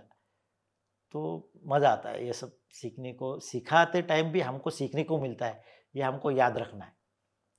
जैसे सर ने ही कहा है, पत्री सर ने कहा है कि जितना आप ध्यान सीखें उतना ही आप औरों को भी ध्यान सिखाएं। यस, यस, और यही यात्रा को आपने आगे भी बढ़ाया यस। और अपने दोस्तों को और अपने अपने कज़न्स को आपने ध्यान में लाया। हुँ, तो मैं यह जानना चाहता हूँ कि जब आप ध्यान में आगे बढ़ते चले गए, हुँ, आप एक लय में जुड़ते चले गए, हुँ, तो ऐसा कोई वक़्त आया कि आप गए किसी और पर्पज़ के लिए थे, हुँ। काम से, बट आपने उस काम को छोड़कर ध्यान की यात्रा में चले गए? ऐसा तो हमेशा होता है, ऐसे ही होता है। जब मैं जो कंपनी में जॉब करता था, वहाँ तो सभी कस्टमर से मेरे मेडिटेशन के बारे में बातें होती थी, और इसकी कंप्लेंट भी गई थी मेरी मालिक के से, अरे ये तो ध्यान के बारे में ही बात करता है, जो हमका ये ज़रूरत नहीं है ये प्रोफ़ेशन में। तो मैं मालिक से बोला कि ये जो इकट्ठा कस्टमर हो गए ना, एक तो गाड़ी गाड़ी से परेशान कस्टमर है, लेकिन ये ध्यान का सुन के या मेरी बात सुन के वो सब शांत है। नहीं तो इन लोगों ने गाड़ी कब की बेच दी होती या जला दी होती। मेरे सामने गाड़ी जलाने के लिए आए हुए कस्टमर है, जो अभी मेरे खास दोस्त बन गए। उनके प्रॉब्लम भी सॉल्व हो गए, लेकिन अभी प्रॉब्लम आ गए तो चिड़-चिड़ नहीं करते, गुस्सा नहीं करते। वो बोलते हैं यार संदीप सर है उधर प्रॉब्लम देख लेंगे, वो किसी ड्राइवर को अगर भेजते। और बहुत से कस्टमर ऐसा बोलते हैं कि संदीप सर हमारे पास ड्राइवर है, नौकर है, लेकिन हम तुमसे बात करने के लिए आते हैं, क्योंकि तुमसे बात करने के बाद हम चार्ज हो जाते हैं। तो मुझे लगा यार मेरे थ्रू भी काम हो रहा है। और जब भी मैं किसी से बात करता था तो मैं भी सोचता था यार ये मेरे मन मुँह से कैसे निकला, ये तो मैंने कभी पढ़ा भी नहीं। तो मैं ये भी सोचता था कि यार उसके लिए कोई मेरा यूज़ कर रहा है, मेरे थ्रू उससे कुछ बात कर रहा है। तो ये मुझे कंपनी में बहुत एक्सपीरियंस आया। जैसे कि कस्टमर कोई गाड़ी जलाने के लिए आ रहा है और मैं ऑफ़िस में नहीं हूँ, तो लड़के बोलते थे कि अरे संदीप सर आएँगे, आपको गाड़ी जलाना है या जो भी झगड़ा करना है तो उनके सामने आके करो, हमसे मत बात करो। क्योंकि बच्चे को भी मालूम था ये लोग एक बाद में संदीप सर का सुनेंगे, ये खुश हो जाएगा और इनका प्रॉब्लम भी सॉल्व हो जाएगा, संदीप सर प्रॉब्लम सॉल्व करेंगे और ये हँसते-हँसते चले जाएँगे, चाय-वाय पिएँगे, इनके दोस्त बनेंगे, हम क्यों बीच में गिरना है। ये सब मैकेनिक लोगों को भी पता चल गया था और मेरे से क्या कैसे होता था वो कुछ पता नहीं है। लेकिन जैसे हम मेडिटेशन में आ जाते हैं ना तो ये सब हमारे से होने लगता है और आसान हो जाता है, ज़िंदगी बहुत आसान हो जाती है। 2009 में मैंने एक जगह सेलेक्ट की मेडिटेशन सेंटर के लिए। वो खाली जगह थी, जहाँ मैं बचपन में उस जगह पे मेरे दोस्त के साथ रहता था। तो उस जगह को बहुत बड़ी पार्किंग की जगह थी, जहाँ कम से कम 2000 स्क्वायर फुट की जगह थी टोटल। तो उनको मैंने रिक्वेस्ट की कि मुझे मेडिटेशन सेंटर के लिए दे दो। तो वो बोले बहुत गंदी जगह है, बहुत सामान पड़ा हुआ है, तो मैं वो सब कर लूँगा। वो सामान कैसे लगा, वो सब हमने इतना ज़बरदस्त हो गया वो सेंटर शुरू हो गया उधर वहाँ पे। तो वहाँ 50 लोग बैठते थे मेडिटेशन के लिए और मैं रेगुलर मेडिटेशन को सुबह-सुबह जब मैं ऑफ़िस में निकलता था, तो काम के लिए तो नहीं जाता था, वो सेंटर पे आके बैठता था। तो तभी कोई ना कोई तो नया आदमी आता था, फिर मैं उसको मेडिटेशन सिखाता था और फिर उसको एक्सपीरियंस आता था। एक्सपीरियंस आने के बाद मुझे कुछ लेसन मिलते थे, मेरे क्वेश्चन के आंसर मिलते थे। मन में आया है, दूसरे दिन कोई ऐसा आदमी मिलता था कि जिसको उसके आंसर का क्वेश्चन उस आंसर मिल उसके थ्रू मुझे मिलता था, उसको एक्सपीरियंस आने के बाद। तो ऐसे बहुत बार होता था कि कोई किताब है, वो गिर गई है नीचे और जो मेरे मन में क्वेश्चन है या उसने पूछे, जो मेरे साथ में तो उसका ही आंसर उसके ऊपर लिखा हुआ था। तो मुझे लगता था कि यार बहुत सी शक्तियाँ जो इस वातावरण में है, वो मेरे साथ जुड़ी हुई है। मेरे सब क्वेश्चन के आंसर मुझे कहाँ न कहाँ से दे रही है। तो मेरी ज्ञान की भूख भी बढ़ गई और वो ज्ञान के आंसर भी मुझे मिलने लगे, ज्ञान बढ़ते गया, लोगों से मिलने लगा, पत्री जी के लेक्चर से मिलने लगा, ओशो भी मैं बहुत पढ़ता था, उनसे मिलने लगा और फिर साधना भी बढ़ गई। फिर प्रैक्टिस भी बहुत करता था मैं, रात-रात भर मेडिटेशन करता था और मुझे 2009 में एक समाधि का एक्सपीरियंस आया था और वो ऐसा था कि मैं कभी नहीं भूल सकता उस एक्सपीरियंस कि मुझे अ, अचानक मैं बीमार गिर गया। मैं कभी बीमार नहीं गिरता था। मैं सबको बोलता था कि तुम जब ध्यान करोगे तो कभी बीमारी नहीं आएगी। लेकिन अचानक मैं बीमार गिर गया। बीमार गिर गया, मेरे को बुखार आया, तबीयत मेरी बहुत दर्द, बॉडी में पेन शुरू हो गया। लेकिन मैं बोला कि नहीं, डॉक्टर के पास नहीं जाना है। मेरी वाइफ़, मेरे सब मम्मी-वम्मी सब बोलने लगी, "आप डॉक्टर के पास चल।" मैं बोला, "नहीं जाना है मुझे। गुरुजी ने बोला है कि बिल्कुल दवा नहीं, ना दुआ, तो मैं नहीं जाऊँगा।" तो 1 दिन हो गया, 2 दिन हो गए, 3 दिन हो गए, 4 दिन मेरे बहुत तकलीफ़ बढ़ गई, तो मेरे को उठा के डॉक्टर के पास लेके गए। सब दवा हो गई, सब हो गया, लेकिन वो प्रॉब्लम सॉल्व नहीं हो गया। डॉक्टर को कुछ पता नहीं चल रहा है मुझे क्या हुआ है। रिपोर्ट निकाले गए, रिपोर्ट में भी कुछ नहीं दिखा। तो कुछ पता नहीं चल रहा था और क्या करूँ कुछ समझ में नहीं आ रहा था। तो एक बलानी सर बोल के है, जिनको ऑरा दिखता है, तो उनके पास गया तो बोले आपका ऑरा बहुत ब्लैक हो गया है, तो आप ये साईं बाबा के मंदिर में थे हम, बोले इसको ये धोनी को ज़रा चक्कर मारो 10। फिर मेरा थोड़ा-सा अच्छा लगने लगा, तो बोले तुम एक लींबू वाले बाबा के पास चले जाओ, वो तुमको अच्छा करेंगे। तो मैं चला गया, उन्होंने बताया था तो उन्होंने मुझे देखा तो वो कन्फ्यूज़ थे। बाकी लोगों को एकदम परफेक्ट बता रहे थे, लेकिन मेरे पास देख के कन्फ्यूज़ थे। लेकिन उन्होंने मुझे 3 नींबू दिए, ऐसा करो, वैसा करो, तो मेरे को तो विश्वास नहीं बैठा उस बात पे। लेकिन तकलीफ़ तो नहीं दूर हो गई। लेकिन एक बार जोशी सर मेरे घर पे आ गए। बोले, "आपने पत्री जी को बताया कि ये तेरे तेरे को तकलीफ़ हो रही है?" मैं बोला, "नहीं है, पत्री जी को अगर बताऊँगा तो वो एक ही बोलेंगे, आप ध्यान करो और अपना प्रॉब्लम आप सॉल्व करो। तो कैसे बताऊँगा?" तो बोले, उन्होंने इमीडिएट पत्री जी को फ़ोन लगाया और पत्री जी ने बोले, "ओंकार को दे दो।" तो मेरे को फ़ोन दिया। पत्री जी बोले, "कल ध्यान में बैठो, तुम्हारा प्रॉब्लम का सॉल्यूशन तुमको मिल जाएगा।"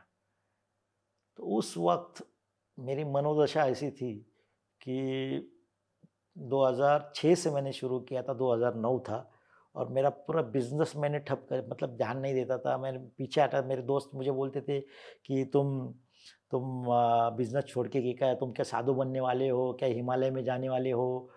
तो मैंने बिज़नेस बहुत पीछे रह गया था। मेरी इच्छा भी नहीं थी कोई बड़ा बनना है या कुछ बनना है। बस साधना करना है और यही इच्छा रह गई थी कि लोगों को उनके प्रॉब्लम के सॉल्यूशन मिलने चाहिए, यही मेरे दिमाग में था। अभी ऐसा है कि मेरे प्रॉब्लम का सॉल्यूशन मुझे नहीं मिल रहा है और अभी मैं पत्री जी मुझे बोल रही ध्यान में बैठो, तो मैं क्यों बैठूँ? नहीं बैठूँगा, ऐसा मैंने सोच के रखा कि नहीं मुझे नहीं करना है ध्यान में मैं छोड़ दूँगा, कुछ भी नहीं करूँगा। वो दिमाग में पूरा उल्टा आ गया था। लेकिन उस वक़्त ऐसा हो गया कि मेरा माइंड पूरा ज़ीरो हो गया। जो टाइम बताया था पत्री जी ने उस वक़्त बैठो, पूरा ज़ीरो हो गया। तो मैं ऐसे देखते बैठा, गड्ढे में गिर गया हूँ। कुछ विचार नहीं है, पूरा ज़ीरो और टाइम ऐसा लग रहा है बहुत लंबा है। 1-1 मिनट इतना लंबा लग रहा था कि खत्म नहीं हो रहा है।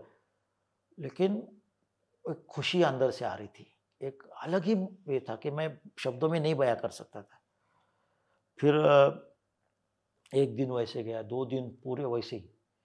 तो बाकी लोगों को क्या लगा कि संदीप पागल हो गया है। मेरी वाइफ़ को भी लगा कि संदीप पागल हो गया है कि ये क्या ऐसे ही क्योंकि विचार ही नहीं थे, कुछ भी नहीं था। तो क्या था मुझे भी पता नहीं था वो। लेकिन 2 दिन के बाद मैं एकदम ठीक हो गया और मेरे क्वेश्चन के आंसर अंदर से आना शुरू हो गए। मेरे से जैसे कोई बात कर रहा है। तो मेरे को बोला कि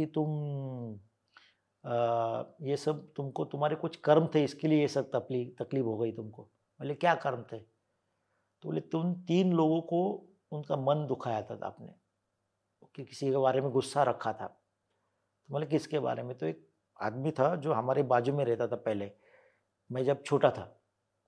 तो उसने मेरे डैड के साथ उसके झगड़े हो गए थे, तो मेरे डैड को उसने मारा था। तो बचपन में जब भी वो सामने आता था तो मेरे को बहुत गुस्सा आता था कि मैं कब बड़ा हो जाऊँ और इसका बदला लूँ। तो उसका फ़ोटो मेरे सामने दिखाई दिया। उसको बोले याद करो, कौन था वो? तो मेरे को याद नहीं आ रहा था तो किसके बारे में तुमने गुस्सा रखा है? तो ये आदमी मुझे दिखाई दिया, कि उसका फ़ोटो दिखाई दिया। फिर मेरे को याद आ गया कि बचपन में मैंने इसके बारे में गुस्सा रखा है। बोले तेरे डैड के और उनके क्या कार्मिक रिलेशन थे, जिसकी वजह से झगड़ा होगा, तू कौन है गुस्सा रखने वाला? उसको माफ़ कर, माफ़ी माँग, अनकंडीशनल लव उसको भेजो। तो मैंने भेज दिया। फिर मेरी बहन जो लव मैरिज किया था उसने, दूसरे कास्ट में किया था, जो मुझे लड़का पसंद नहीं है उसके साथ किया था। लेकिन एक जो मैं बीमार था वो टाइम उसके उसके चेहरा मुझे अब बीमारी में दिखता था बार-बार। तो मुझे पता नहीं चलता था कि क्यों दिख रहा है। तो उन्होंने बताया कि उसके पति के और उसमें उसके क्या कार्मिक रिलेशन थे जो एक साथ आ गए वो। तू कौन है उसका गुस्सा रखने वाला उसके बारे में? जो इतने सालों से उसके साथ बात नहीं कर रहा है। तो उसको माफ़ कर, माफ़ी माँग, अनकंडीशनल लव उसको भेजो। तो मैंने भेज दिया। फिर वो जो पहला दिखा था आदमी, उसका ही भाई जो गुंडा है हमारे एरिया में, सबको उसने मारा हुआ है। तो उसका फ़ोटो दिखाई दिया। फिर उसको भी बताया कि उसके भी मेरे मन में गुस्सा था उसके बारे में, उसको माफ़ कर, माफ़ी माँग, अनकंडीशनल लव। जैसे ही ये हो गया तो मेरा पूरा तकलीफ़ जो था मेरा पूरा खत्म हो गया। 1 महीने से कंटिन्यू मेरे बॉडी में पेन था। तो ऐसा लगने लगा कि अरे बॉडी एकदम हल्का हो गया, मेरा लाइट हो गया है, कुछ भी तकलीफ़ नहीं है, मैं ठीक हो गया। तो मेरे को मेरी वाइफ़ को बताना था, वो तो सो गई थी, रात के 1 डेढ़ बज गए थे। तो मैं मेरी वाइफ़ को उठाने लगा तो उठ गई वो। तो उसको बोला मैं ठीक हो गया, चलो, चलो आप सो जाओ फिर भी मुझे बोली वो, आप ठीक हो गए ना? उसको लगा मैं मज़ाक में बात कर रहा हूँ। तो आप सो जाओ, आप टेंशन मत लो ऐसा-ऐसा।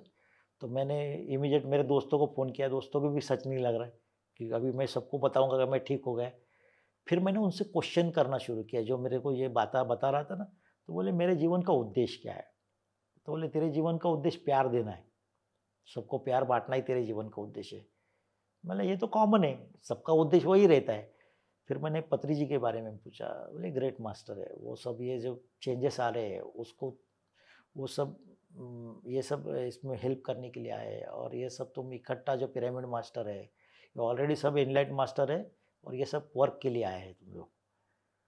फिर ओशो के बारे में पूछा, क्योंकि मुझे ओशो की बहुत हेल्प हुई थी, उसकी जो किताबें हिंदी में पढ़ता था मैं, क्योंकि ये आंध्रा के लोगों से मैं सीखा था, तो उनके मेरे जो एक्सपीरियंस आते थे उसके सॉल्यूशन मुझे नहीं मिलते थे, लेकिन ओशो से मुझे सब सॉल्यूशन मिलते थे। तो बोले बहुत ग्रेट मास्टर है, आगे आगे के ज़माने के लिए भी उनके पास से मैसेज जाएंगे, ऐसे मास्टर है। तो फिर मैंने जोशी सर के बारे में पूछा, जो मेरे साथ थे, वो मेरे बाद आए, लेकिन वो जैसे आ गए हमारा काम इतना फास्ट शुरू हो गया, जो मेडिटेशन के प्रचार वगैरह। तो मुझे लगता था कि यार उनको तो कुछ भी एक्सपीरियंस नहीं है जितने मुझे है, लेकिन वो जैसे आए तो हमारा काम इतना फास्ट हो गया, हमारे इतने प्रोग्राम बड़े बड़े हो गए, हमने इतने हॉल बुक किए, पैसे भी इकट्ठे हो गए, पत्री जी के इतने प्रोग्राम किए। तो मुझे शक था कि अब जोशी सर कोई तो ग्रेट मास्टर ज़रूर रहेंगे, लेकिन वो उनको खुद को मालूम नहीं था। तो बोले वो ऑलरेडी एनलाइट मास्टर है और ग्रेट मास्टर है वो, ये वर्क के लिए आए, पत्री सर का साथ देने के लिए, तुम सब पिरामिड मास्टर ये सब आए हैं, और वो भी ग्रेट मास्टर है, उन्होंने बताया। फिर मैंने जब उनको बोला कि आपके बारे में ऐसा है, तो बोले वो मेरे को सच नहीं लग रहा है बोले। तो मैंने पता चला कि अरे यार हम यहाँ की सब भूल जाते हैं, हम पिछले जन्म में कितनी साधना की है, ये हम ये सब भूल जाते हैं। लेकिन ये ज़रूरत भी नहीं है हमें, हमको जो बताया गया है, जो हमारे भीतर से आया है, वो सबको बताना है, सबको सिखाना है। दूसरे दिन ऐसा हो गया कि वो जो मेरे से बात कर रहा था, आंसर दे रहा था, उसने मेरे बॉडी का कंट्रोल ले लिया और मेरा माइंड पूरा ज़ीरो हो गया वापस, जैसे मैं था, बस देख रहा हूँ मैं।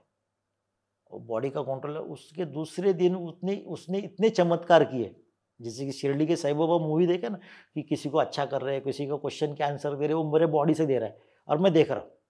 और उसमें मेरे बहुत से क्वेश्चन के आंसर मिल गए। एक कोर्ट केस थी, वो भी उन्होंने क्लियर किया। अभी मैं बताने जाऊँगा तो उसको भी टाइम बहुत लगेगा। तो मैं दिन में कम से कम 15-20 चमत्कार मेरे सामने हो गए उस दिन। तो जैसे ही मैं घर पे आया, तो मेरी वाइफ मेरे डाउट से देख रही थी, ये संदीप है क्या कोई? तो मुझे लगा कि यार मुझे नॉर्मल होना है, अभी मुझे इसमें नहीं रहना है, मुझे नॉर्मल होना है, मेरे कंट्रोल में सब आ जाए। तो जब मैं सुबह उठा तो मैं नॉर्मल था, वो सब चला गया था, जो भी था। तो ये मुझे एक एक्सपीरियंस था। बहुत ही अद्भुत आपके अनुभव रहे सर। आपने कैसे अपने आप को, जैसे सर भी कहते हैं नो डॉक्टर नो मेडिसिन, हुँ। और कह सकते हैं कि आपने इस चीज़ के ऊपर अमल भी किया। आपने उस मृत्यु के भय को ही जीत लिया था, तो इसलिए आपको कह सकते हैं कि कठिनाई नहीं आई। हुँ। आपके साथ जितने आसपास के लोग थे उनको उस चीज़ के बारे में नहीं पता था उतना, या कह सकते हैं उनकी सोल उतनी अभी रेडी नहीं थी कि उस चीज़ को समझ सकती, जो आप समझ पाए। इसी के साथ मैं सर पूछना चाहता हूँ कि जब आप वापस आ गए, देन आप पहले भी प्रचार कर ही रहे थे, तो आपका प्रचार का सफ़र कैसे रहा आगे का?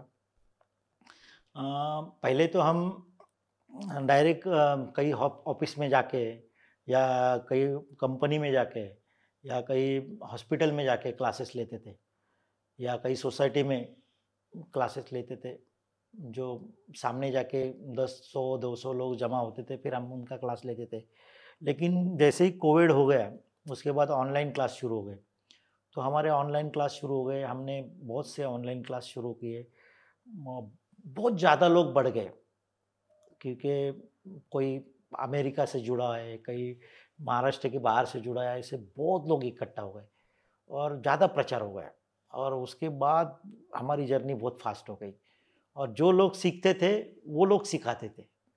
अभी तो ऐसा हुआ है कि ऑनलाइन इतने नए लोग आ गए जो मेडिटेशन सिखा रहे हैं, तो मुझे भी कभी-कभी चांस मिलता है। महीने में 1 बार 2 बार ही मेरा क्लास रहता है, तो बहुत अच्छा लगता है।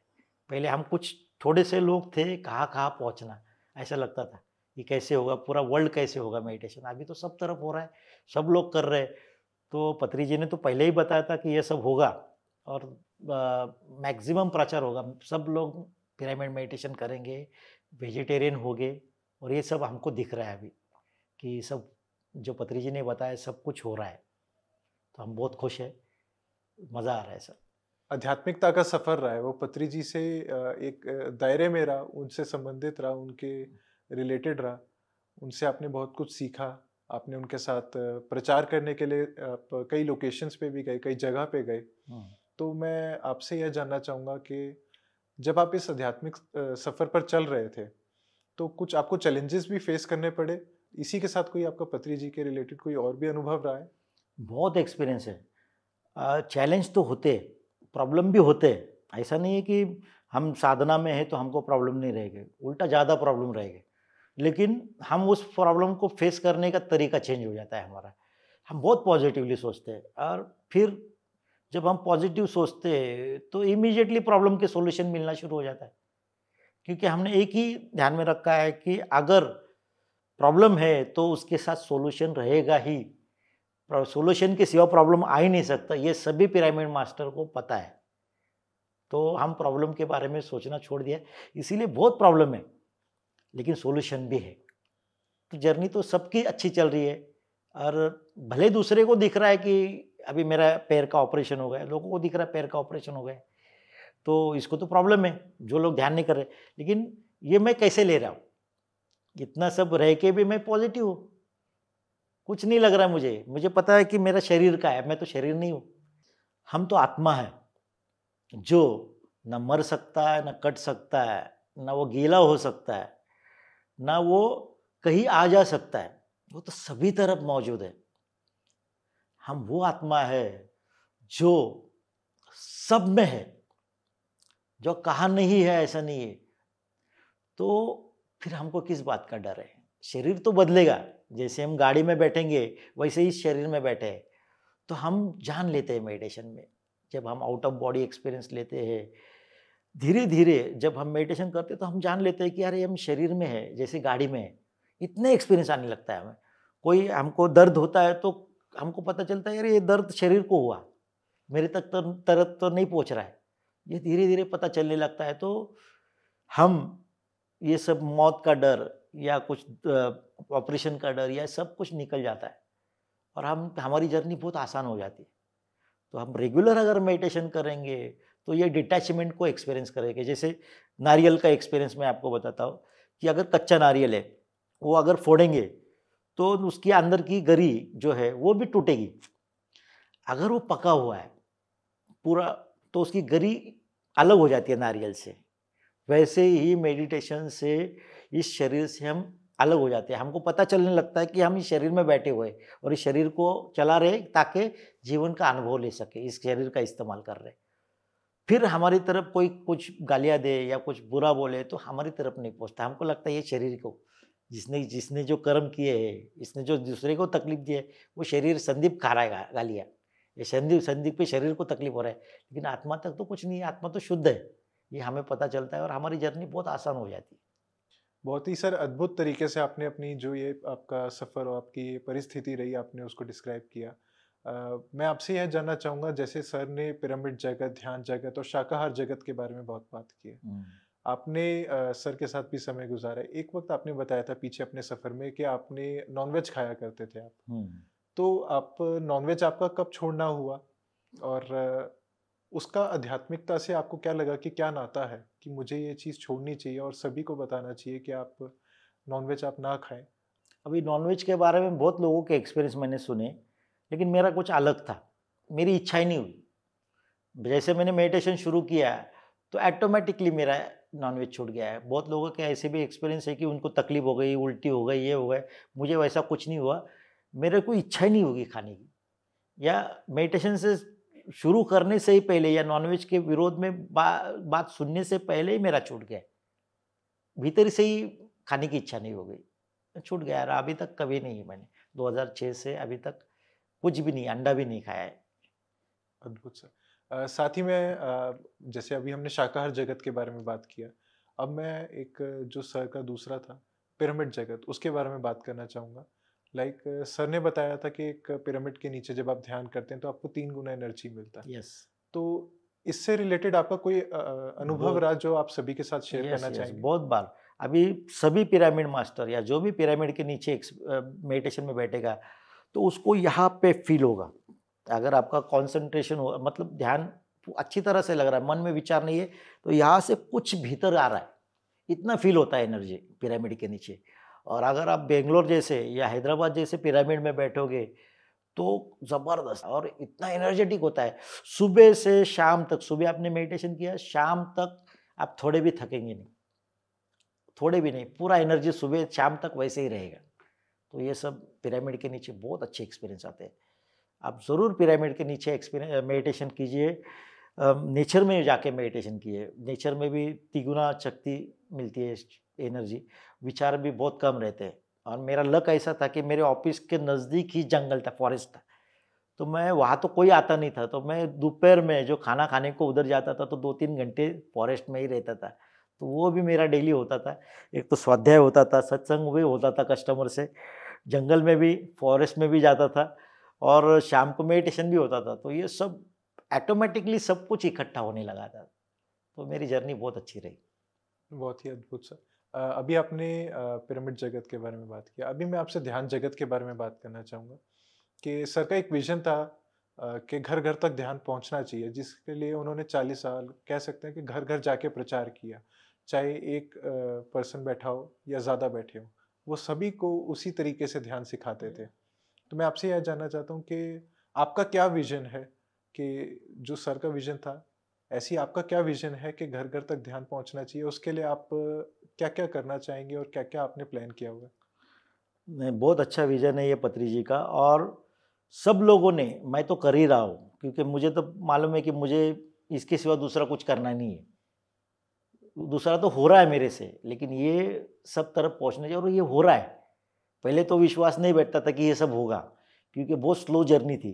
लेकिन जैसे ही ये कोविड हुआ और ये सब इतना फास्ट होने लगा, तो अभी हमको विश्वास हो गया है कि हर व्यक्ति मेडिटेशन करेगा, हर व्यक्ति वेजिटेरियन होगा, हर व्यक्ति सत्संग या स्पिरिचुअलिटी में आएगा। जो नास्तिक है वो भी अध्यात्म में भी आएगा, क्योंकि ध्यान एक साइंस है। तुमको मानना नहीं है, अनुभव लेना है। अनुभव के बाद आपको मानना ही पड़ता है। और मेरे भी स्वभाव वैसा ही था, मैं किसी को मानता नहीं था ज़्यादा करके। थोड़ा-थोड़ा ये करता था, लेकिन इतना विश्वास नहीं रखता था। सबको मैं गलत ही बोलता था, जो स्पिरिचुअल लोगों को, कि बाबा ये इसी गाड़ी में घूमते हैं, ये कुछ गलत लग रहा है, ये क्या बताएँगे, जो रटा पड़ा हुआ जो शास्त्र है वो दूसरों को समझा के लाखों रुपए लेते, ऐसे ही मेरा था। लेकिन अ, अभी मैं देखता हूँ ना कि नहीं, वो उनकी तरफ से ठीक था। अब मैं कहाँ हूँ और ये सब कुछ अच्छा हो रहा है, इसके लिए ये सब प्रचार हो रहा है। अपनी सोसाइटी नहीं है, मैं बहुत सोसाइटी को देखा हूँ कि ये सब प्रचार हो रहा है। इसका मतलब ये पृथ्वी में ही चेंज हो रहा है। ये सब हम एक्सपीरियंस ले रहे हैं, तो चेंज होगा। हर एक व्यक्ति मेडिटेशन में आएगा, अवेयरनेस में आएगा, उस परमात्मा से, वो आत्मा से जुड़ेगा और हम सब देखेंगे जैसे 2029 तक बहुत कुछ चेंज हो उनकी, और ये हम सब उसके गवाह होंगे। जी। जैसे अभी तक आपका सफ़र चल रहा था और आपने सभी को एक संदेश भी दिया कि ध्यान आप करते रहिए। जैसे आपकी शुरुआत एक 41 डेज़ मेडिटेशन से हुई थी, ऐसे ही सर ने भी बताया कि आपको 41 डेज़ बैठ के ध्यान करना चाहिए ताकि एक आप उस सफ़र पर जुड़ सकें। सो आखिरी संदेश आप सभी के लिए क्या कहना चाहेंगे इसके अलावा कि उनको ध्यान से क्यों जुड़ना चाहिए? क्योंकि आज कहीं न कहीं ध्यान हर जगह है, पर वो अभी भी उस चीज़ से नहीं जुड़ पा रहे हैं। तो कहाँ कमी रह गई है? ध्यान का मतलब क्या है ना, गुलामी से छूटना। जो हम अ, जो नेगेटिव बातें हैं, इसके गुलाम बन चुके हैं। राग, घृणा, द्वेष, मत्सर, डर, टेंशन, इसके गुलाम बन चुके हैं। वासनाएँ, इच्छाएँ, इसमें हम गुलाम बन चुके हैं। तो इसके मालिक बनना ध्यान है। जब हम ध्यान करते हैं, तो इस सब चीज़ों से ऊपर उठते हैं। इस शरीर से ऊपर उठते हैं, मन से ऊपर उठते हैं। तो हम इस सब बातों पे कंट्रोल कर सकते हैं, या ये सब बातें हमें सताती नहीं है, मजबूर नहीं करती है। हम सब साक्षी बनते हैं, हम जानते हैं कि हम साक्षी ही है, दृष्टा ही है, हम ज्ञाता ही है। हम अपने आप को जान लेते हैं और उसके बाद हम हमारी इच्छा से, जैसे मोक्ष जिसको बोलते हैं, कि इच्छा से हम जन्म लेते हैं, क्योंकि हमको मजबूर नहीं करता। नहीं तो लोग जो जन्म लेते हैं, तो कुछ वासनाओं से या कर्म के वजह से लेते हैं। तो जब हम साधना करते हैं और इस अवस्था में पहुँचते हैं, जैसे हम समाधि बोलते हैं, तो हम उस आत्मा के लेवल पे पहुँचते हैं, जहाँ हम पूर्ण मुक्त हैं। तो उस अवस्था में हम जानते हैं कि ये तो कर्म शरीर ने किए, मन ने किए, उसके कर्म तो वो भोगतेगा, मैं तो साक्षी हूँ, तो वो हो गया मुक्त। भले इन संत लोगों को देखा कि कैंसर हुआ, ये हुआ, लेकिन वो मुक्त है। रामकृष्ण परमहंस है या रमन महर्षि है, उनको कैंसर हुआ, लेकिन वो तो मुक्त थे, उनके शरीर को हुआ है। यही हमको एक्सपीरियंस लेना है, हम तक पहुंचता नहीं है, आत्मा तक ये कुछ भी चीज़ है, आत्मा तो मुक्त है। आत्मा ना करता है ना भोगता है, तो कर्म उसके नहीं है तो उसका भोग भी नहीं है, वो तो साक्षी है। उस अवस्था को जानने के लिए, हमारे मोक्ष की अवस्था को जानने के लिए, हमारे फ्रीडम की अवस्था को जानने के लिए हमको ध्यान करना है, बस। धन्यवाद सर, आपने अपना ये अनुभव हमारे साथ शेयर किए जिससे सभी दर्शकों को बहुत कुछ सीखने को मिला होगा। बहुत ही प्रेरणादायी आपका सफ़र रहा। सो बहुत बहुत धन्यवाद सर। Thank you. तो दर्शकों, संदीप ओंकार जी के अनुभवों के बारे में हमने जाना और जाना कि कैसे उन्होंने मृत्यु के भय से अपने आप को जीत प्राप्त की। साथ ही हमने जाना कि कैसे उन्होंने अपने करीबजनों को ध्यान के बारे में बताया, सिखाया और उनको भी अद्भुत अनुभव हुए। ऐसे ही हम अगले एपिसोड में मिलेंगे आत्मा की यात्रा के सीनियर मास्टर के साथ और जानेंगे उनकी ध्यान की यात्रा के बारे में। धन्यवाद।